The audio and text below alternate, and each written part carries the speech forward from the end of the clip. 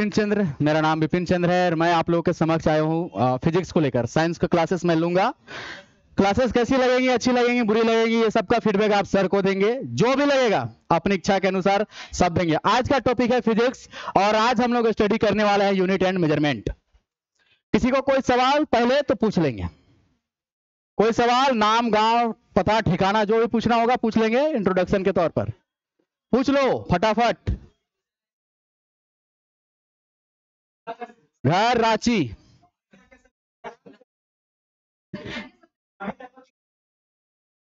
तीन सब्जेक्ट देखा है, झारखंड देखा कभी? ठीक है, चल अपना तारीफ नहीं करूंगा, जिस दिन क्लास लेने आऊंगा उस दिन जज कर लेना, ठीक है। फिजिक्स लूंगा अभी, फिजिक्स में। और बात रहे स्ट्रीम का, तो मैंने मैकेनिकल इंजीनियरिंग किया हुआ है, तो फिजिक्स में अगर कोई तकलीफ होगा तो इधर बता लेना। हाँ ठीक है, हाँ फिजिक्स होगा, ठीक है। फिजिक्स में unit and measurement. Come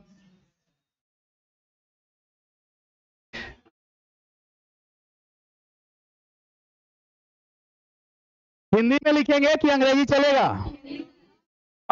okay. क्या कर रहे हैं आप लोग? बैठ जाइए पहले। हिंदी और इंग्लिश कौन लोग एकदम पूरा, अरे रुको मेरे टाइगर्स, कौन लोग बचपन से हिंदी पढ़ा है और कौन बचपन से इंग्लिश पढ़ा है? तो आप लोग का तो डेमोक्रेसी में तो आप लोग नीचे चले गए। ठीक है, मैं कोशिश करूंगा और उम्मीद करते हैं कि आप लोग समझ पाए होंगे। फिजिक्स बहुत ही आसान है, यूनिट एंड मेजरमेंट है ना, इकाई और मापन है ना, इकाई और मापन।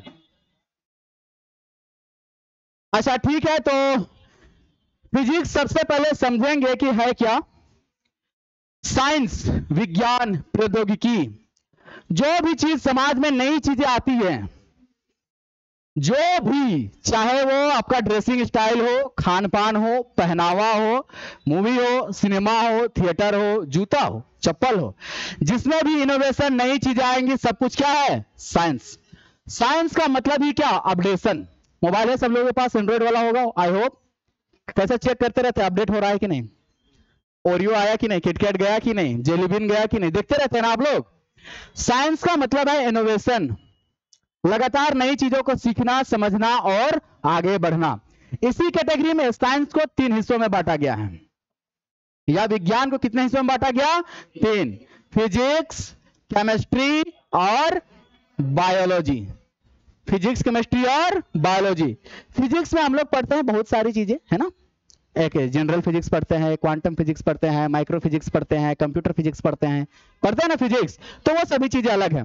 केमिस्ट्री में भी पढ़ते हैं, केमिकल पेट्रोलियम अलग है, हाइड्रोकार्बन अलग है, स्टैटिक केमिस्ट्री अलग है, काइनेटिक केमिस्ट्री अलग है, गैसियस केमिस्ट्री अलग है।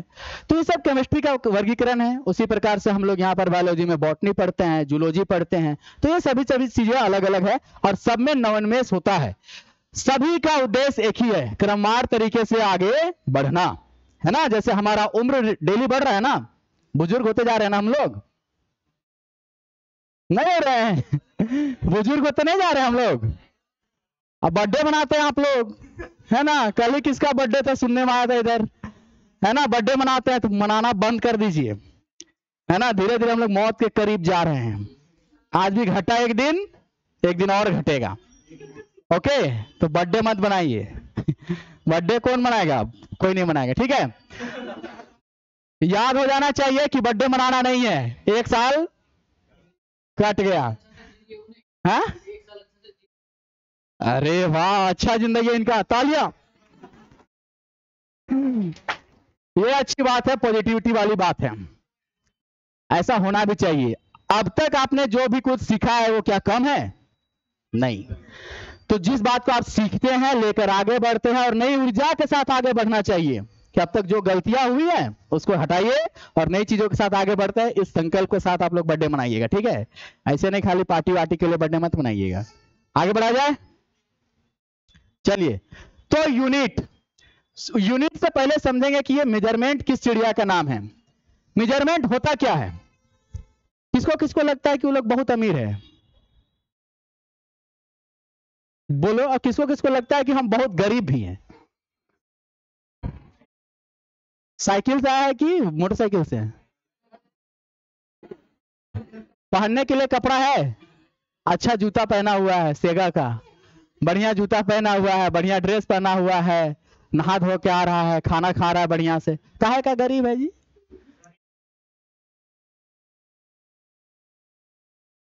हाँ, अब आप अपने आप को मुकेश अंबानी से कंपेयर करिएगा तो गरीब होवे करिएगा, समझ में आया? नहीं, बिल्कुल गलत बात नहीं है, बात नजरिए की है, बात नजरिए की है। एक राह चलते हुए एक आदमी से एक विकलांग व्यक्ति का जब आपसे कंपेयर करेंगे तो आप काफी अमीर है ना, हाथ पांव शरीर हिष्ट पुष्ट है, काया इतना बलिष्ठ है, तो आप कमा के खा सकते हैं, तो आप बहुत अमीर हैं, है ना। अब आप ही का कंपेयर करेंगे मुकेश अंबानी से, बोलेंगे उसके पास इतना सारा पैसा है, मेरा पास कुछ नहीं है, हम तो गरीब हैं। हाँ बिल्कुल आप गरीब हैं।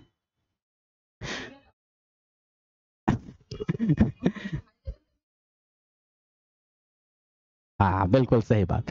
तो बात जब हम कर रहे हैं मेजरमेंट का, जब भी किसी चीज को मापते हैं हम कि कोई चीज छोटा क्यों है, कोई चीज बड़ा कैसे है, जब हम किसी को कहते हैं कि यह जो पेन है मेरे हाइट के अनुसार क्या है, छोटा है, इसका मतलब हम दो चीजों में क्या कर रहे हैं, तुलना कर रहे हैं, कंपेयर कर रहे हैं। तो मेजरमेंट क्या है, comparison of between two things, यानी कि दो वस्तुओं या दो चीजों के बीच में जब हम तुलना करते हैं तो वो क्या कहलाता है, मापन कहलाता है ना। आप ही लोग में से किसी को कोई कहा जाता होगा कि बहुत तेज है, किसी को कहा जाता होगा कि मंदबुद्धि है, तो दो लोगों के बीच में ही हम कंपेयर कर रहे होते हैं। तो दो लोगों का कंपेयर का रिजल्ट क्या निकल के आता है, मेजरमेंट या फिर मापन पद्धति। मापन पद्धति कितने प्रकार की होती है, तीन प्रकार की। मापन पद्धति कितने प्रकार की है, मुख्य रूप से तीन प्रकार की, है ना। System of unit, system of unit, measurement या मापन की जो सिस्टम है, मापने का तरीका है, कितना प्रकार का है, तीन प्रकार का। लिखते चलेंगे कि आप लोग को पीडीएफ वाला नोट्स मिल जाता है इधर से, वो मिल जाता है ना, वो रिकॉर्ड हो जाता है उधर स्क्रीन में रिकॉर्ड हो जाता है। चलिए, एफपीएस फुल फॉर्म बताओ, एमकेएस, और बताइए एफपीएस का अर्थ बताइए सबसे पहले, आज तक सुना नहीं है क्या, फुट पाउंड सेकेंड। तो इसको किस सिस्टम से अडॉप्ट किया गया है, किस देश से लिया गया है, एग्जाम में यही पूछा जाएगा। एफपीएस सिस्टम किस देश से लिया गया है, बोलिए। एफपीएस सिस्टम किस देश की देन है, एग्जाम्पल, एग्जाम में यही सब आएगा ना, थोड़ी पूछा जाएगा एफपीएस का फुल फॉर्म। ये आया है ब्रिटेन से, कहां से आया है, ब्रिटेन से।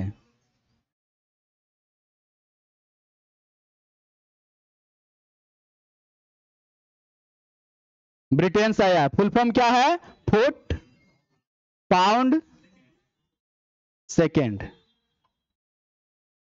एमकेएस सिस्टम किस देश से आया है, किसी देश से नहीं आया है। हालांकि सीजीएस सिस्टम किस देश से आया है, फ्रांस से आया है। ये कहां से आया है, फ्रांस से आया है। एग्जाम में आपसे पूछा जाएगा कि एफपीएस सिस्टम किस देश की देन है, ब्रिटेन की।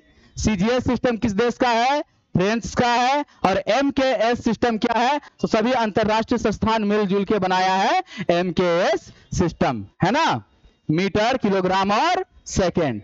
अब 1960 का दशक में इस पर एक बैठक हुआ, अंतरराष्ट्रीय मापन पद्धति को लेकर। किस वर्ष बैठक हुआ, 1960 में, और उसी समय एसआई यूनिट का निर्माण हुआ, एसआई यूनिट का। इसी को अडॉप्ट करके अपडेट करके क्या बना दिया गया, एसआई यूनिट बना दिया गया।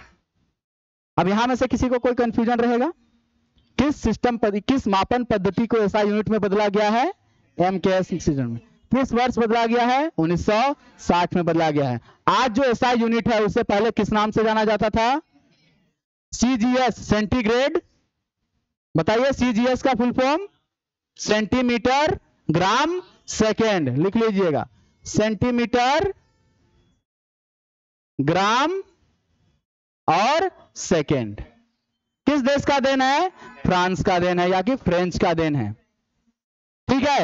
एफपीएस में एफ का मतलब क्या, पी का मतलब क्या, एस का मतलब क्या, सेकेंड। किस देश से लिया गया है?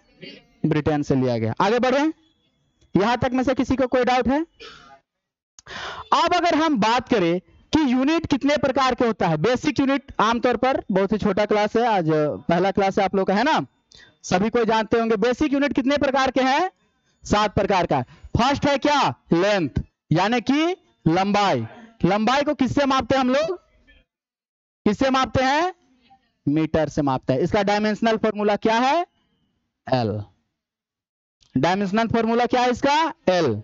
लेंथ को किससे नाप रहे हैं हम लोग? एल से, मीटर से मापते हैं, है ना, ठीक है। इसके अलावा दूसरा क्या है? मास। मास यानी कि द्रव्यमान। इसको किससे नापते हैं हम लोग? लिखते कैसे हैं इसको? मास के लिए एम, ठीक है। तो आप लोग बताइए कि लेंथ क्या है, लंबाई किसको कहते हैं?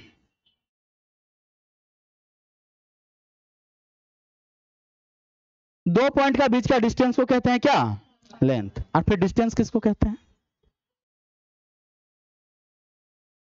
वही तो पूछे हम। फिर दूरी क्या होगा? सिंपल सा वर्ड है। दूरी क्या कहते हैं? एक स्थान से दूसरा स्थान तक पहुंचने के लिए जिस रास्ते का प्रयोग करेंगे उस रास्ते को क्या कहलाएगा? उसका दूरी कहलाएगा, है ना। और लंबाई क्या है? उसी का मापन पद्धति है। उसका कुल लेंथ क्या है? लेंथ लंबाई कहते हैं, तो लंबाई। द्रव्यमान क्या है? मास क्या है? बताइए, कोई किसी को पता होगा तो कहिए, नहीं पता कोई इशू नहीं है। थोड़ा सा चूक गए हम, थोड़ा सा, एकदम एकदम बस इतना सा चूक गए, इतना सा, मतलब कि कट ऑफ तो क्रॉस कर गए, मेरिट लिस्ट में नहीं आ पाए, ठीक है। किसी भी वस्तु में पदार्थ यानी मैटर की कुल मात्रा को क्या कहते हैं? उसका द्रव्यमान कहते हैं या मास कहते हैं। किसी भी मैटर में, यह कहीं पर बदलेगा नहीं, फिक्स रहेगा। अब चांद पे ले जाए या जहान पे ले जाए या ध्रुव पे ले जाए, कहीं भी मास जो है इंटरचेंजेबल नहीं है, वो फिक्स है। केजी में लिखते हैं, है ना। इसको किसमें डिनोट किया है? केजी में। अभी इन्होंने कहा, जैसे हम लोग आलू खरीदने जाते हैं तो आलू भी किसमें कहते हैं? 1 किलो हमको सब्जी चाहिए, 1 केजी आलू चाहिए, कहते हैं ना केजी। यानी कि जब हम वजन की बात कर रहे हैं तो वो भार है। क्या है वो? भार है। जब पृथ्वी किसी वस्तु पर अपने 9.8 मीटर पर सेकेंड स्क्वायर कर त्वरण के साथ भार लगाती है और जब उसको मास से गुना करते हैं तो वह उसका क्या कहलाता है? भार कहलाता है। क्या कहलाता है? भार कहलाता है। एग्जाम्पल के एकदम सिंपल सा, पहले भार समझते हैं। मास क्या है? किसी भी कोई पदार्थ है, ये इस पर कितना, ये वस्तु है, इस पर कितना क्वांटिटी ऑफ मैटर, पदार्थ ठूस ठूस के भरा है ना, कितना भरा है, उसी को क्या कहलाएंगे हम लोग? मास कहेंगे। मास यानी कि द्रव्यमान कहेंगे। इसका यूनिट क्या है? केजी है। चलिए मान के लिए आलू ही है, आलू है, आलू को हम तौल रहे हैं, चलिए तौल रहा हूं, यहां पर आलू डाल दिया मैंने। अब हमने कहा कि भार क्या है? भार वह बल है जो पृथ्वी द्वारा किसी वस्तु पर लगाया जा रहा होता है। भार वह बल है जो किसी वस्तु पर लगाया जा रहा है। अब अगर पृथ्वी इस तराजू में भी बल लगा रहा है, आलू में भी बल लगा रहा है, जो तौलने के लिए ऐसा करके बैठा हुआ है उस पर भी बल लगा रहा, खींच रहा है ना, तो आप समझ के देखिए, आलू पर भी वही बल लग रहा है, यहां पर जो बटखारा रखा है उस पर भी वही बल लग रहा है ना। तब दोनों एक दूसरे को क्या कर रहा है? काट रहा है, कैंसल आउट कर रहा है, एक दूसरे को क्या कर रहा है? काट रहा है। तो अगर हम यहां 10 केजी का आलू रखा मास का, तो उसी मास का, उसी द्रव्यमान का यहां पर क्या रखूंगा? 10 केजी का बटखरा रखूंगा। समझ में आया? तो हम कहेंगे वजन और क्या द्रव्यमान यहां पर क्या है? एक दूसरे का बराबर है, क्योंकि दोनों यहां पर 9.8 इधर भी लग रहा है, 9.8 इधर भी लग रहा है, तौलने वाला पर भी 9.8 लग रहा है। सबको काट देंगे तो हमको सबका क्या मिल जाएगा? अंत में केजी ही मिलेगा। और केजी क्या होता है? द्रव्यमान होता है। और द्रव्यमान किसको कहते हैं? तो मास को कहते हैं। किसी भी पदार्थ में मैटर का जितना क्वांटिटी है वह उस पदार्थ का क्या कहलाएगा? द्रव्यमान कहलाएगा। पॉइंट आउट करके लिख लीजिए। देखिए, किसी भी पदार्थ में, मतलब किसी भी वस्तु में पदार्थ की कुल मात्रा को,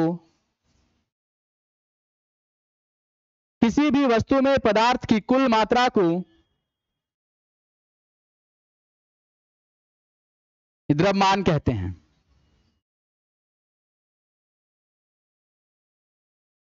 amount of matter in any substance is known as mass. ठीक है, इसका एसआई यूनिट क्या होगा? केजी।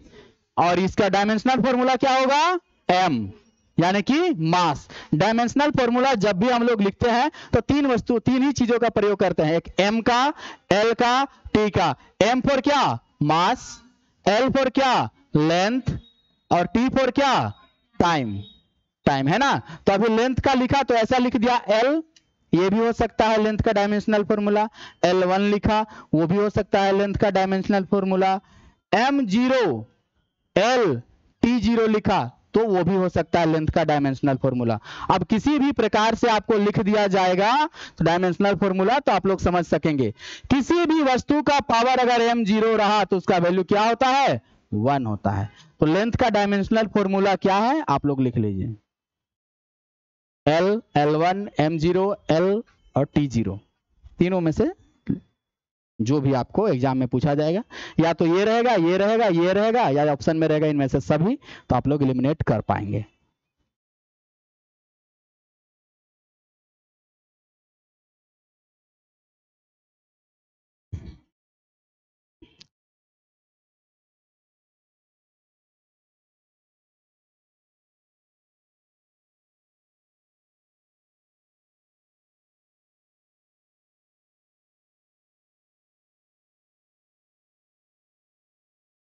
बारिश कब खत्म होगा जी?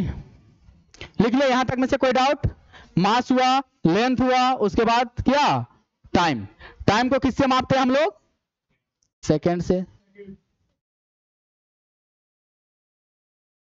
टाइम के लिए क्या लिखते हैं? सेकेंड। और सेकेंड को किससे माप रहा है हमने? टाइम को टी से लिखते हैं ना, MLT। तो टी फॉर क्या? L0 M0 T1, ऐसे लिखेगा तो भी सही है। सिर्फ टी लिखा तो भी सही है, और टी नहीं भी लिखा, ऐसे भी लिखा M0, छोड़ दीजिए, टी भी लिखा ये भी ठीक है, L0 T लिखा वो भी सही है। तो ये हो सकता है टाइम का डायमेंशनल फॉर्मूला, जो किसी भी रूप में आपको देगा तो आप लोग आसानी से इसको बात को समझ सकते हैं।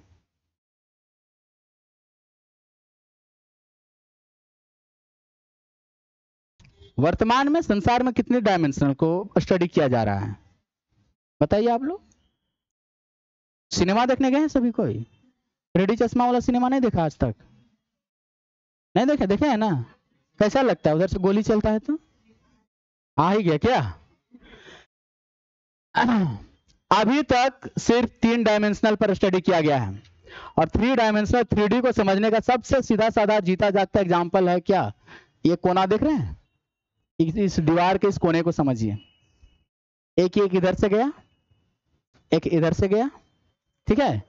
एक कोना, दूसरा कोना, और इधर से आया तो तीसरा कोना, X, Y और Z। तो 3 कोने मिलते हैं वहां पर, तब जाके कोना बनता है। एक नीचे से आया ऊपर सीधा चला जाएगा, एक उस तरफ से आया, और ये इस तरफ से है। इसके अलावा ये 3 एक्सिस ही है, इसीलिए हम लोग 3D में स्टडी करते हैं। 4D को लेकर अभी बातें की जा रही हैं, टाइम को लेकर स्टडी किया जा रहा है। अब इस टाइम में क्या हो सकता है, किस घटना पर जा सकते हैं, किस समय पर जा सकते हैं, ये अलग बात है। इसको अभी इंसानी दिमाग से परे है। ठीक है, तो यहां तक हो गया। इसके अलावा बताइए, पहला लिखा हमने लेंथ लिख लिया है ना, मास लिख लिया, टाइम लिख लिया, और बताइए 1 number, 2 number, 3 number, 4 number. 4 number में क्या हो सकता है? Electric current. Electric current. Current. आप लोग में से कोई बताएंगे इलेक्ट्रिक करंट क्या होता है? कोई भी बताए? कोई भी? फ्लो ऑफ इलेक्ट्रॉन, तो फ्लो ऑफ इलेक्ट्रॉन किस डायरेक्शन पे होता है? पॉजिटिव से नेगेटिव होता है कि नेगेटिव से पॉजिटिव होता है? नेगेटिव से पॉजिटिव होता है। इलेक्ट्रॉन का संवहन को ही हम लोग विद्युत या बिजली कहते हैं। ठीक है, अच्छा ठीक है। इलेक्ट्रिक करंट किससे इसको लिखते हैं हम लोग? एम्पियर। एम्पियर, ये हमारा बल्ब है, ये प्लस है, ये माइनस चार्ज है ना? ठीक है, हमारा प्लस चार्ज कैसे जा रहा है? यहां से इस तरफ जा रहा है, बल्ब की तरफ जा रहा है ना। लेकिन फ्लो ऑफ इलेक्ट्रॉन कैसे होगा? नेगेटिव से पॉजिटिव, ऐसे होता है हमेशा। ठीक है, इलेक्ट्रिक करंट लिखे, वहीं पर पॉइंट आउट करके लिखिए। इलेक्ट्रॉन का प्रवाह को विद्युत कहते हैं। Flow of electron is known as electricity. Electron के प्रवाह को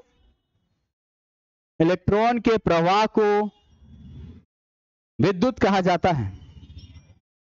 इलेक्ट्रॉन के प्रवाह को विद्युत कहा जाता है। ठीक है, flow of electron is known as electricity. ठीक है, इसका डायमेंशनल फॉर्मूला क्या होगा बताइए? ए लिख लो, ए कैपिटल ए लिखना, स्मॉल ए नहीं लिखिएगा, कैपिटल ए एम्पियर से डिनोट करते हैं। पर ये सब बहुत कम ही पूछा जाएगा। ठीक है, चलो लिख लिया हम लोग, एम्पियर लिख लिए। उसके बाद छठा नंबर में क्या होगा? पांचवा लिखा ना ये, इलेक्ट्रिसिटी। चलिए पांचवा नंबर बताइए, टेम्परेचर लिखिए। टेम्परेचर यानी कि ताप, है ना? Thermodynamic temperature. कोई बताए टेम्परेचर क्या हो सकता है?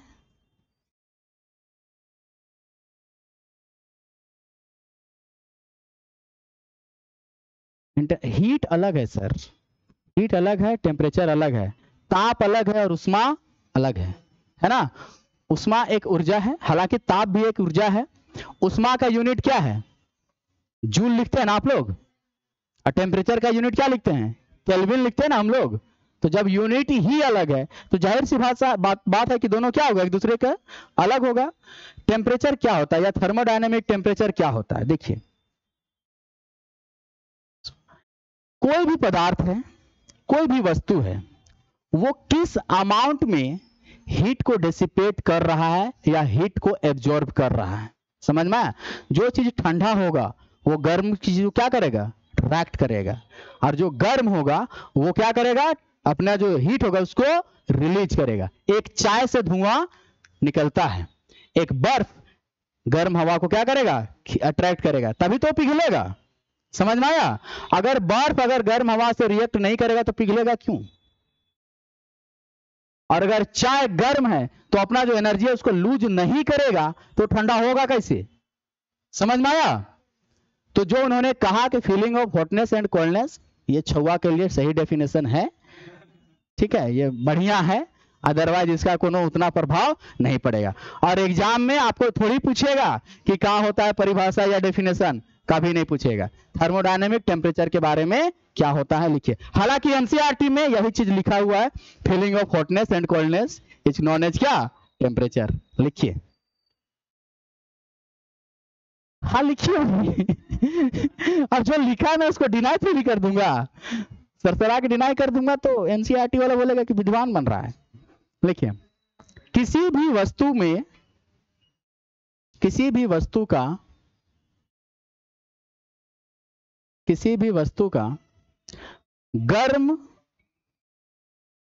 या ठंडा होना उसके ताप को निरूपित करता है, उसके ताप को निरूपित करता है।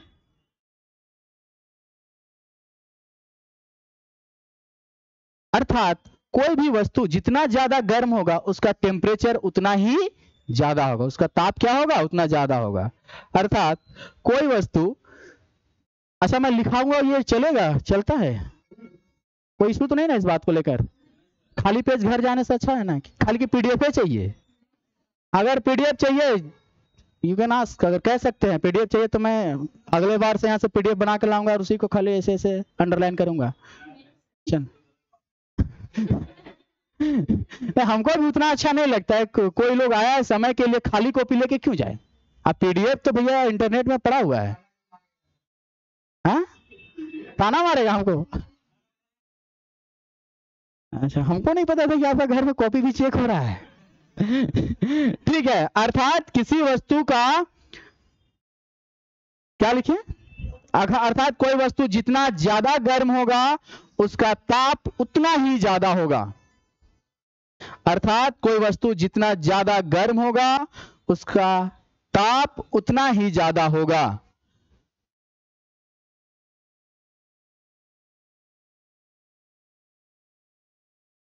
है ना। ताप का एसआई मात्रक केल्विन होता है, इसे के से निरूपित करते हैं। ताप का एसआई मात्रक केल्विन होता है, इसे कैपिटल के से निरूपित करते हैं। ताप का एसआई मात्रक केल्विन होता है, इसे कैपिटल के से निरूपित करते हैं, है ना। तो बर्फ कितना डिग्री में जमता है जी, 0 डिग्री में जमता है ना। चलिए तो 0 डिग्री बराबर कितना केल्विन होगा, 0 डिग्री सेल्सियस बराबर 273.15 केल्विन। लिख लो फॉर्मूला, चेंज इंटरचेंज करने के लिए आएगा तो फिर आप लोग समझिएगा इसको। और जब डिग्री और फ़ारेनहाइट वाला बात आएगा तो नेक्स्ट वो बायोलॉजी में पढ़ाऊंगा मैं। लिख लिया। और पानी कितना डिग्री सेल्सियस में गर्म होता है, 100 डिग्री सेल्सियस में क्या होता है, गर्म होता है। तो इसमें कैसे करेंगे, 273.15 प्लस व्हाट 100 इक्वल टू कितना 373.15 केल्विन। अब पानी का गर्म होने का आपको डिग्री में भी सेल्सियस में भी पता है और केल्विन में भी पता है, जिसमें आंसर आएगा टिक मारेंगे। कल का डेट में कोई आपसे पूछे पानी किस ताप पर गर्म होता है, तो आंसर क्या करेंगे आप, ऑप्शन क्या है ना। आप पूछिए उसे ऑप्शन में क्या है, केल्विन में है ऑप्शन कि डिग्री सेल्सियस में है ऑप्शन। डिग्री सेल्सियस में क्या 100 डिग्री सेल्सियस और केल्विन में क्या 373.15 केल्विन। समझ में आया।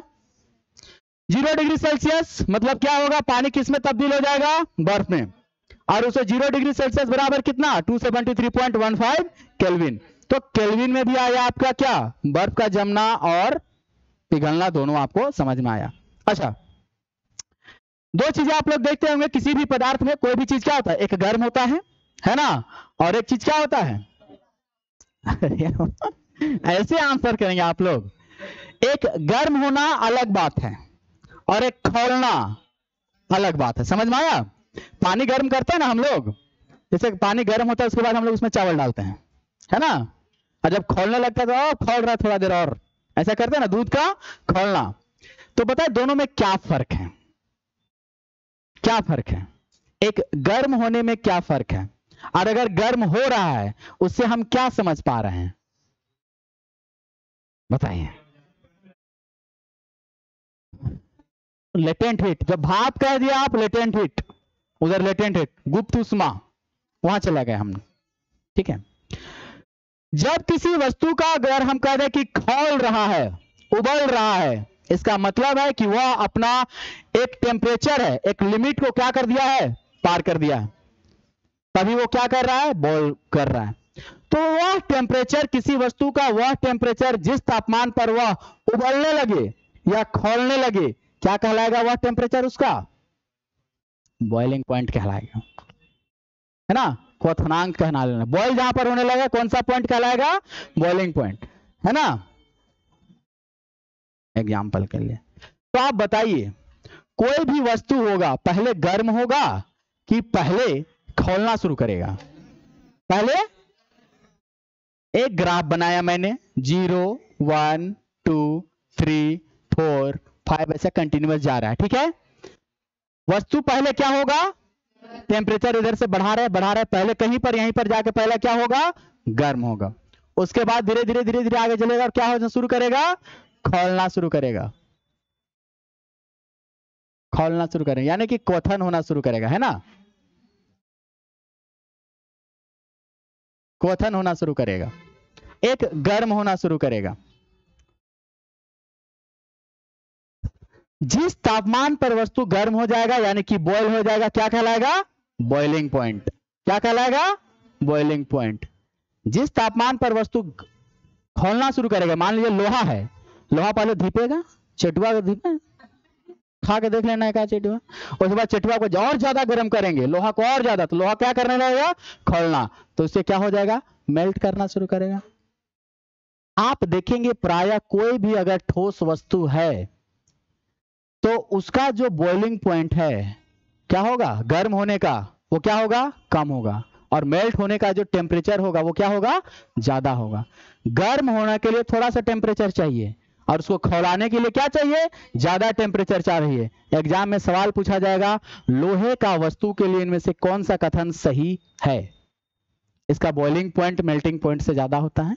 लिखिएगा इसका क्वथनांक, इसका गर्म होने से क्या है? ज्यादा होगा, कम होगा, दोनों बराबर होगा, पहले ज्यादा होगा, पहले कम होगा। हर केस में इसका मेल्टिंग पॉइंट क्या होता है? एग्जाम में यही पूछा जाता है। ठीक है, आगे बढ़े। नेक्स्ट टॉपिक क्या है? मतलब नेक्स्ट पॉइंट क्या था? कहां तक लिखा हम लोग? टेम्परेचर तक आया, लेंथ लिख लिया, मास लिख लिया, टाइम लिख लिया, टेम्परेचर लिख लिया, करंट लिख लिया, लास्ट क्या है? Luminous intensity. लिखिए लुमिनस इंटेंसिटी, ज्योति तीव्रता।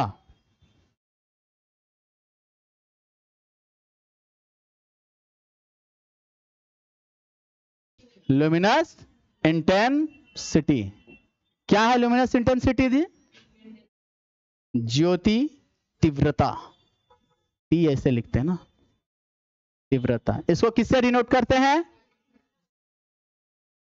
ये सीडी नहीं बाबा, सिर्फ सी कि सीडी? सीडी लिखते हैं, कैंडेला। इसे किससे डिनोट करते हैं? कैंडेला से डिनोट करते हैं। तो लुमिनस इंटेंसिटी है क्या? सबसे पहले समझेंगे क्या है लुमिनस इंटेंसिटी। ज्योति तीव्रता क्या है? कोई भी लाइट किस इंटेंसिटी से आपके पास पहुंच रही है ना, उसकी क्षमता क्या है, उसको क्या कहते हैं हम लोग? Luminous intensity. मापते किससे हैं? इसको कैंडेला से मापते हैं। लिखने की आवश्यकता है? खैर लाइट वाला चैप्टर में पढ़ाया जाएगा, ये तो बस नाम है, अलग अलग कहानी, अलग अलग चैप्टर आएगा इसके बारे में। आगे है amount of substance. Amount of substance यानी कि पदार्थ की मात्रा। इसका यूनिट क्या है? मोल। इसको ऐसा यूनिट भी मोल है, मोल ही लिखते हैं इसका, हर चीज क्या लिखते हैं? मोल। अमाउंट ऑफ सब्सटेंस यूनिट क्या है इसका? मोल। मोल है। यहां तक हो गया आपका यूनिट एंड मेजरमेंट का, बस 7 गो छुटकू छुटकू पॉइंट। इसमें से सवाल सिर्फ आएगा क्या? केल्विन टेम्परेचर वाला से आएगा, बाकी से सवाल नहीं आने वाला है, टेम्परेचर से ही आएगा। आगे बढ़ते हैं हम लोग। अब आता है एंगल में। एंगल कितने प्रकार का होता है जी? 2 प्रकार का। कौन कौन? सॉलिड एंगल और दूसरा प्लेन एंगल। सॉलिड एंगल मतलब ठोस कोण, और प्लेन एंगल मतलब सतही कोण। तो सॉलिड एंगल, सॉलिड एंगल का मात्रक क्या है हमारा? रेडियन की स्टेरेडियन? स्टेरेडियन। अब प्लेन एंगल का क्या है? रेडियन। एक मतलब 180 डिग्री बराबर कितना होता है? Pi radian. 180 डिग्री बराबर कितना रेडियन होता है? Pi radian. ये सब चीजें तो आप लोग पढ़े होंगे, कन्वर्ट करने के लिए एग्जाम में आता है, ये फिजिक्स का सवाल है। ये 180 डिग्री बराबर पाई रेडियन होता है। एंगल 2 प्रकार के होते हैं, सॉलिड एंगल, दूसरा प्लेन एंगल। सॉलिड एंगल को ठोस कोण कहते हैं, प्लेन एंगल को सतही कोण कहते हैं। सॉलिड एंगल का यूनिट स्टेरेडियन होता है, प्लेन एंगल का रेडियन होता है। यहां तक लिख लिए। आगे बढ़े, ये फॉर्मूला लिख लीजिए, 180 डिग्री बराबर कितना रेडियन? Pi radian.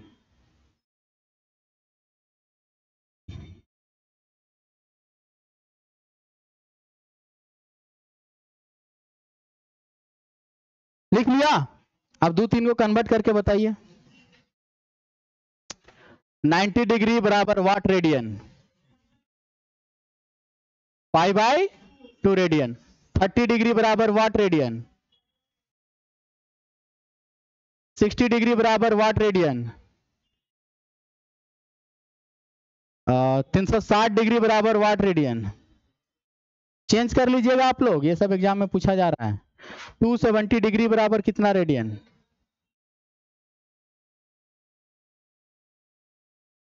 ये सब कैलकुलेटिव करके अपने आप में आप लोग एडजस्ट कर लीजिएगा। आपके पास फॉर्मूला दिया है, हो जाएगा ना? इसमें कोई हार्ड एंड फास्ट तो है नहीं। चलिए,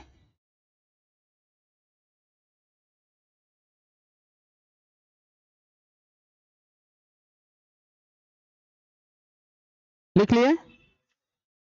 अच्छा, लिख ही रहे हैं। ये कन्वर्ट करने के लिए आता है, बहुत सारे एग्जाम्स में आता है ये, मैंने देखे हैं क्वेश्चंस इसके बारे में। हालांकि ये बचकाना है, सभी को जानते ही होंगे आई होप। साइंस बैकग्राउंड से कितने लोग हैं? तो बहुत है जी, साइंस वाला है, सबके लिए तो सब छुआ होगा ये सब। नहीं पढ़े थे? पढ़ाई होगा स्कूल में।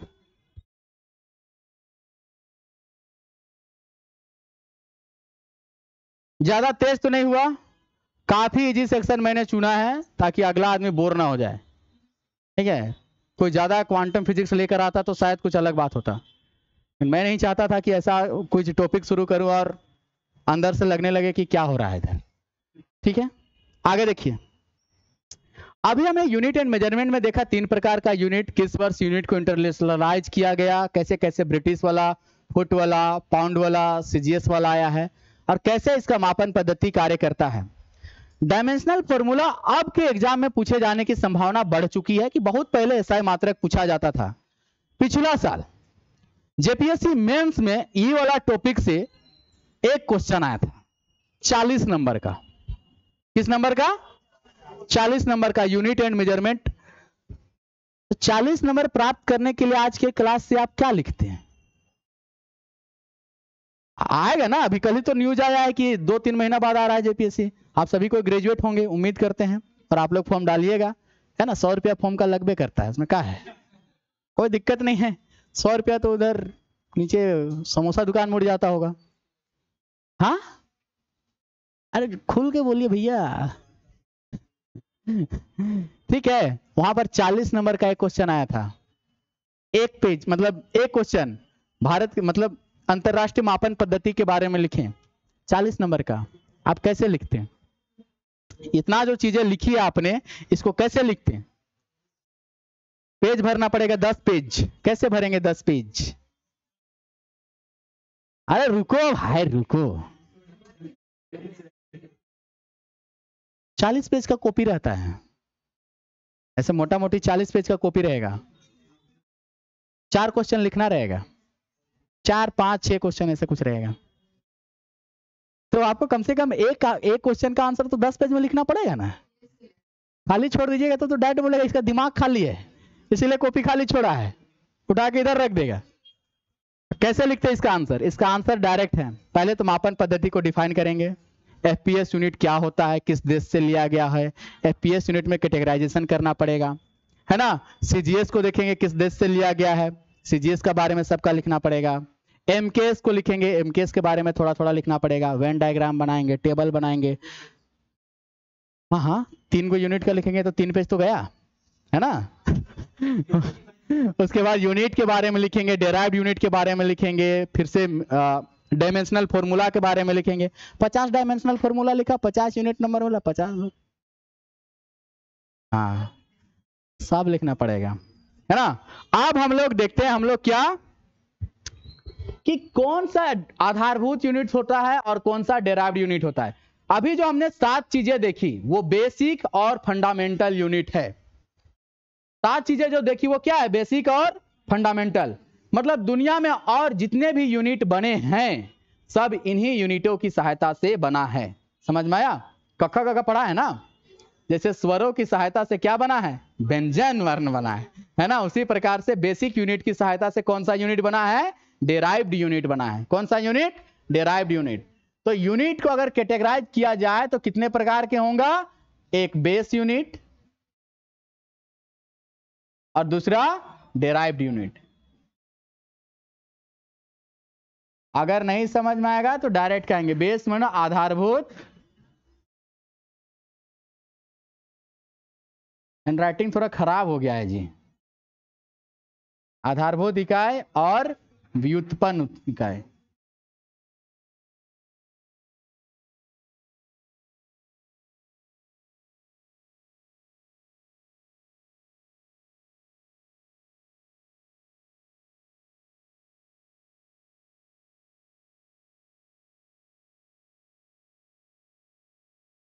तो ये जो डेराइव्ड यूनिट है किससे निकल कर आया है? बेसिक यूनिट से। आप लिखेंगे व्युत्पन्न इकाई वह इकाई होती है जो आधारभूत इकाइयों के मिलने से बनती है। आधारभूत इकाइयों के मिलने से कौन सा यूनिट बनेगा? हमारा डेराइव्ड यूनिट, उसी को कहेंगे व्युत्पन्न इकाई। ठीक है, आगे बढ़े यहां तक।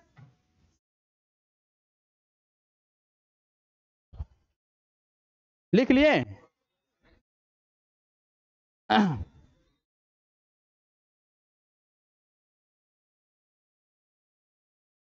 अब देखिए एग्जाम्पल के लिए अगर हम लिखते हैं force F equal to what?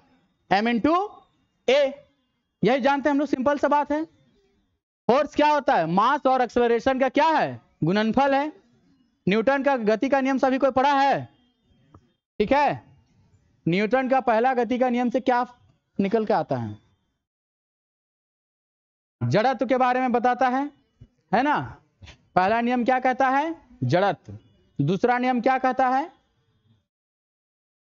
दूसरा नियम तो यही कहता है। पहला नियम से क्या मिलता है?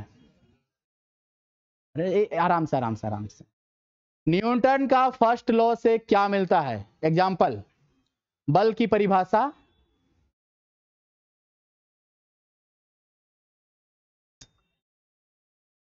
बल की मात्रा, या मात्रा नहीं लिखते इसको, परिमाण कहते हैं इंग्लिश में, हिंदी में क्या कहते हैं? परिमाण। या बल की दिशा, या ऑप्शन ए एंड बी दोनों। बोलो, बल का नियम सभी को पढ़े हैं ना? बचपन से बल पढ़े हैं। जिसको नहीं पढ़ता है उसको थोड़ा सा यहां पे माथा बजड़ के देखा जाए, अभी बल के बारे में पता लगेगा। बल का पहला नियम क्या साबित करता है? उन्होंने कहा था जड़त्व। बल वह कारक है जो किसी वस्तु पर लगाया जाए तो उसके स्थान में परिवर्तन करने का कोशिश करता है या कोशिश सफल हो जाता है। समझ में आया? उसका स्थान परिवर्तन, उस आकार प्रकार में बदलाव करने का चेष्टा करेगा या तो पूरा का पूरा बदलाव कर ही देगा। समझ में आया? तो है नहीं है बोतल, तो किसका एग्जांपल दें? इसका मतलब है जो न्यूटन का फर्स्ट लॉ है क्या देता है? Definition of force. क्या देता है वो? Definition of force. दूसरा नियम से हम लोग क्या मिलता है हमको? F इक्वल टू ए। ये फर्स्ट लॉ से प्राप्त होता है, ये सेकेंड लॉ से प्राप्त होता है, ये थर्ड लॉ से प्राप्त होता है। बल का डायरेक्शन ऐसे, किसी को एक झपड़ मारेंगे उतना ही बल उधर से लगेगा, है ना।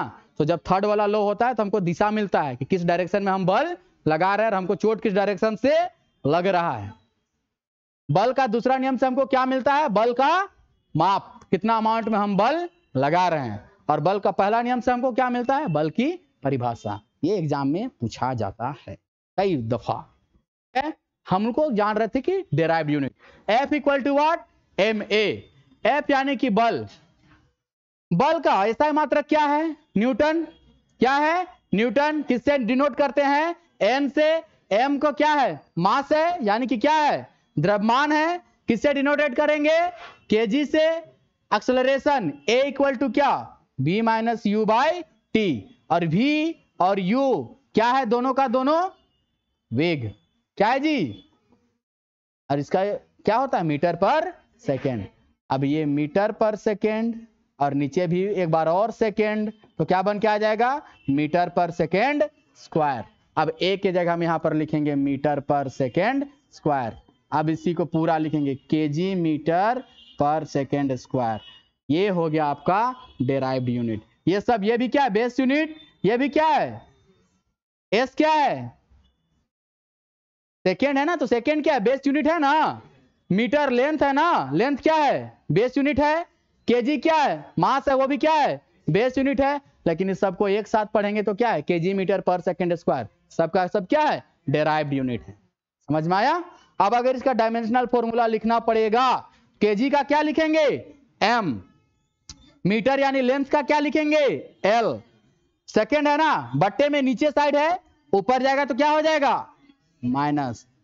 तो न्यूटन का एसआई मात्रक या फोर्स का एसआई मात्रक आपके सामने ये रहा, उसका डायमेंशनल फॉर्मूला ये रहा।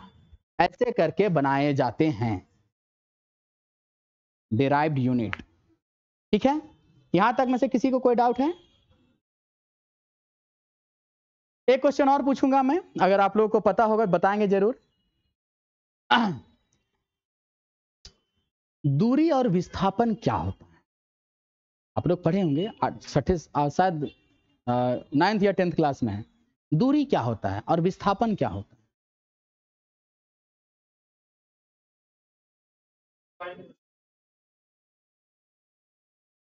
हाँ बिल्कुल सही कहा इन्होंने। जो सबसे छोटा दूरी जो होता है क्या कहलाता है, डिस्प्लेसमेंट। और डिस्टेंस कुछ भी हो सकता है। अब यहां से अगर आपको लालपुर चौक जाने का मन करेगा ना, हो सकता है आप न्यूक्लियस मॉल के साइड से जाएं, और जिसको जाने का मन होगा डायरेक्ट यहां से सीधा जाएगा। तो जो सीधा जाएगा उसके लिए क्या हो जाएगा, विस्थापन, और जो घूम के जाएगा उसके लिए वो। तो क्या डिस्प्लेसमेंट जीरो हो सकता है, डिस्प्लेसमेंट जीरो हो सकता है, हो सकता है। डिस्प्लेसमेंट पॉजिटिव हो सकता है, हो सकता है। डिस्प्लेसमेंट नेगेटिव हो सकता है, हो सकता है। ठीक है, अब ये वाला सेक्शन अगले क्लास में बताऊंगा फिजिकल क्वांटिटीज में, हालांकि यहां तक हुआ है ना। आगे लिखते हैं हम लोग। अब अगर बात करते हैं हम लोग क्या, चाल का बारे में। चाल लिखते हैं या वेग लिखो, क्या लिखते हैं हम लोग, उसका यूनिट क्या है, दूरी बटे समय। दूरी यानी कि क्या, डिस्टेंस। टाइम यानी कि क्या, सेकेंड। दूरी के लिए क्या लिखेंगे, मीटर। सेकेंड के लिए क्या लिखा, सेकेंड, है ना। तो आप बताइए चाल का एसआई मात्रक क्या है, मीटर पर सेकेंड। इसका यूनिट डायमेंशनल फॉर्मूला क्या होगा, एम मतलब क्या, एम मतलब मीटर। मीटर क्या है, लेंथ, लंबाई है। लंबाई के लिए क्या लिखा, एल। एस क्या है, बट्टे में है, ऊपर जाएगा तो क्या हो जाएगा, माइनस, सॉरी माय मिस्टेक, -1, है ना। अब इसी को चेंज करके अगर मैं ऐसा लिख दूं तो भी कोई दिक्कत आप लोगों को नहीं होना चाहिए। तो ऐसे करके चीजें डिराइव की जाती हैं और ऐसे ऐसे निकलता है। जैसे जैसे क्लास आगे बढ़ेगा वैसे वैसे मैं आपको यूनिट और उसका डायमेंशनल फॉर्मूला लिखाता चलूंगा, अलग से किसी को पढ़ने की आवश्यकता नहीं है। ये था मेरा साइंस का इंट्रोडक्शन क्लास, जिसमें आप लोगों ने देखा, सीखा, थोड़ी थोड़ी चीजें, छोटी छोटी चीजें। उम्मीद करते हैं आप लोग ये सभी चीजें पहले से जानते होंगे। आपको यहाँ पर जज करना था कि मेरा शैली कैसा है। ठीक है, चीजें आप लोग जानते हैं, आप लोग पढ़ चुके हैं, छठी सातवीं क्लासेस से आप लोग ये सब चीजों को पढ़ रहे हैं। ग्रेजुएशन में भी जिनका साइंस रहा होगा वो पढ़ रहे होंगे, है ना। डिप्लोमा में, इंटर में, बीटेक में, और वो बीएससी पार्ट 1 2 3 में ये सब चीजें पढ़ रहे होंगे। आर्ट्स वाले और कॉमर्स वाले शायद इन चीजों को नहीं देख रहे होंगे। ठीक है, तो ये था हमारा क्लास। आपको जज करना था कि मेरा शैली कैसा है, मेरी भाषा आप सुन पा रहे हैं, समझ पा रहे हैं, बस इतना ही। जो भी फीडबैक होगा ईमानदारी से आप लोग सर को बताएंगे। अपने आप से बेईमानी करने की कोई आवश्यकता नहीं है। आपको लगता है कि मेरे अंदर से मैटर निकाल के आप लोग सीख सकते हैं, कहिए कि हाँ सर ठीक है, सही है, क्लासेस आगे बढ़ेंगे। ठीक है, थैंक यू एवरीवन। अरे ताली क्यों बजा रहे भाई लेक्चर इतना अच्छा लगा क्या, थैंक यू थैंक यू।